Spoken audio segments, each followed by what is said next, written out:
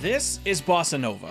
He's on a quest to kill every boss in the game, and is of course controlled by me, who has very little PvM experience. Today, we pack in a lot of content in a little time. Mostly, we compare the Barrows and Moons to see which one is right for you. You'll be super educated, I promise. Everything is fine.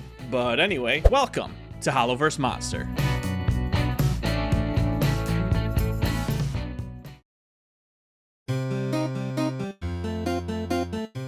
All right. Everybody calm down, all right? We're getting to the Barrows, we're getting to the Moons, but first we need a big upgrade. I haven't gotten one since, I don't know, last episode, and I want Barrows gloves. So what we're gonna do is we're gonna do Recipe for Disaster, but before we do that, we gotta do quest requirements for the quest. Here's Merlin's Crystal. I recruited Hollow Joe for Shield of Arav and Heroes Quest, but have you seen a better looking duo? Let's go ahead and give Joe a round of applause for his help on this quest, but it's a solo show from here on out. So let's continue with these prereqs.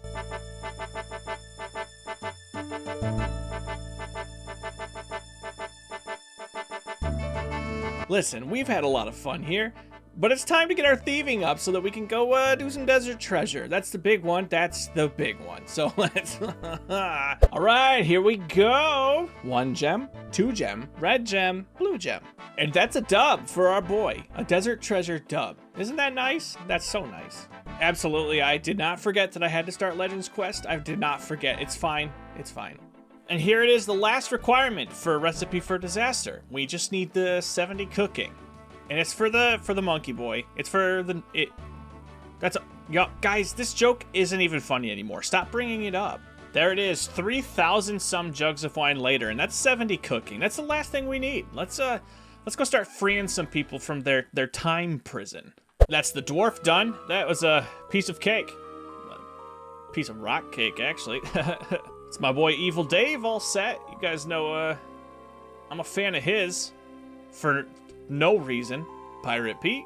This idiot. Big Dum Dum. This was neat. I finished the easy combat achievements by killing a black dragon near the evil chicken. Fancy. Just grab these really quick. Throw that in there. And we continue. Ooh, ceramic vase. And now we're done with this idiot. And, oh boy, I hated that. I hated that a lot. The whole time. Oh no. Oh, okay. I just realized you need 175 quest points. I have 141. So, feels like a questing kind of day. Let's make this quick for you.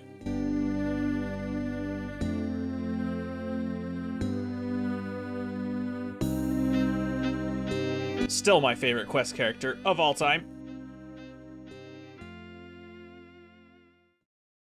Come on, man, let's get to the Barrows and Moons already. All right, chill your bones. About to get Barrows gloves. These are necessary. Speaking of bosses, let's start with the first one. Agrith Nana is a reskin of Agrith Nar from the Shadow of the Storm quest, only now he's level 146. He uses Fire Blast from a distance, so just peel this plantain from up close with your best melee weapon. Also, you can't use prayer in this realm, so bring lots of food for every boss. Flambede is actually Fareed from Desert Treasure 1. Can't you tell? They look exactly alike. Magic works best for this, but make sure you bring ice gloves, otherwise your weapon will go right back into your inventory. Just use Snare and kite the King Cake around with a blast spell until he red bars. Caramel, otherwise known as my favorite Super Mario RPG villain, is just a carbon copy of Camille from Desert Treasure 1. Using the same method you did for Camille, make sure you're up close with magic and just bring lots of super restores and some food. You should take him down in no time. Or as I like to call him, my sleep paralysis demon, Dezort is just another reskin of DT1 boss, Desis. Kill him as fast as you can with range or mage and bring as much food as possible, since he'll tear through your defenses like you just had one of your bad nights. Do I need to explain who this boss is? Probably not. Definitely the most difficult boss because she hits twice and can hit 20 per attack. Just treat her with the rage of a kid left in a grocery store and attack her with words. I mean, attack her based on the color of her skin. Keep her health high and treat her like you would any other monster regardless of her skin color. Just keep beating her with nerd magic and eventually she'll go down like Flambede if you forgot to add the yeast. Ah yes, the final boss that doesn't deserve to be the final boss. Kill the Colrenomancer. That's so much fun to say. Exactly any way you'd like, and bring some food. You'll be fine. Trust, bro. And there you go, congratulations, you've beat the quest. Go collect your 1 quest point, then go downstairs, save up some money, and buy the Barrows gloves. You deserve it. Oh my gosh, this is the last thing I promise. I really, really want a god cape. I really want one. I think it would be nice. So we're gonna do this very, very quickly. It should be super safe, super simple. Don't worry about it. I'm not scared of the wilderness, are you? All I gotta do is attack this dude and murder a couple of forms of his, and it should be fine. Just check it out. Dead, dead, dead, dead.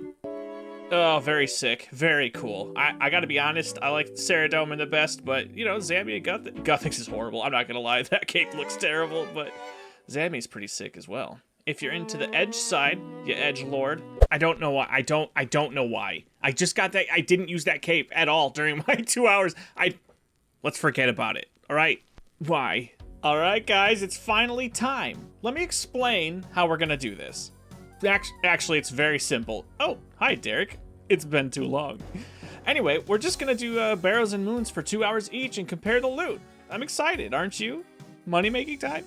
It's money-making time. Also, we're gonna use my current levels and loadouts as a baseline, but these amounts will obviously vary based on your own levels / skills, which means the same thing. I think I meant to write levels / loadouts. I'm also using Rings of Dueling and Barrows teleport tabs to get around. It makes it much quicker. However, I'm not using the little lock-picking mechanism thing that you can get to skip and cheat the whole system, although maybe I should. Maybe I should. All right, what's this first chest gonna be? Okay, not bad. That is the mysterious icon from the mini quest that you are forced to start before you do Barrows. It's really great. It gives you 20,000 prayer XP, although I think you can skip that, which you peers kind of freak me out, so I don't want to talk about it. Also, you can get 50% more runes, I believe it is, if you complete the Hard Mauritania diaries, which I have not done, so we could add that. Maybe I'll do some math at the end to add that. We'll see. We'll see how I'm feeling. If I'm feeling like my little math brain is you know, the little hamster spinning away. I don't know, man. Let's just, here you go. Chest number 2. I love runes.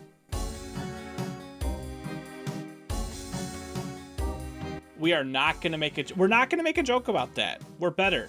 We're better than that. Come on. Let's go.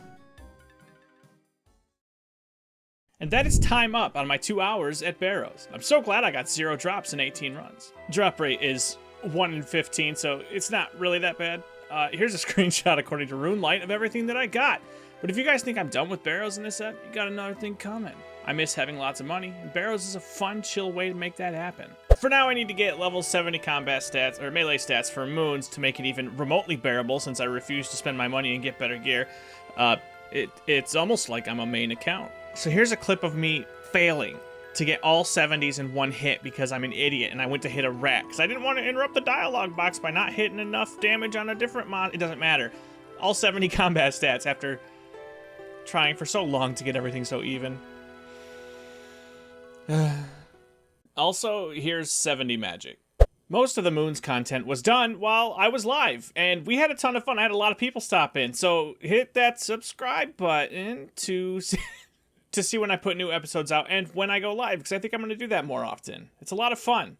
Also, like the video so more people see it. That's fun too, for everybody, not just you.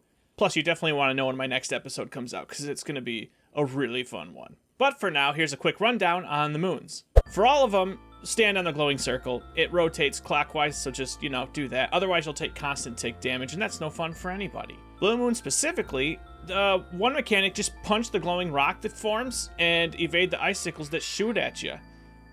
Easy enough. For the other one, evade the tornadoes while you run over to the beacons of Gondor and relight them to call for aid. That doesn't come, so you have to do everything yourself. Make sure you use a crush weapon, and you'll be fine.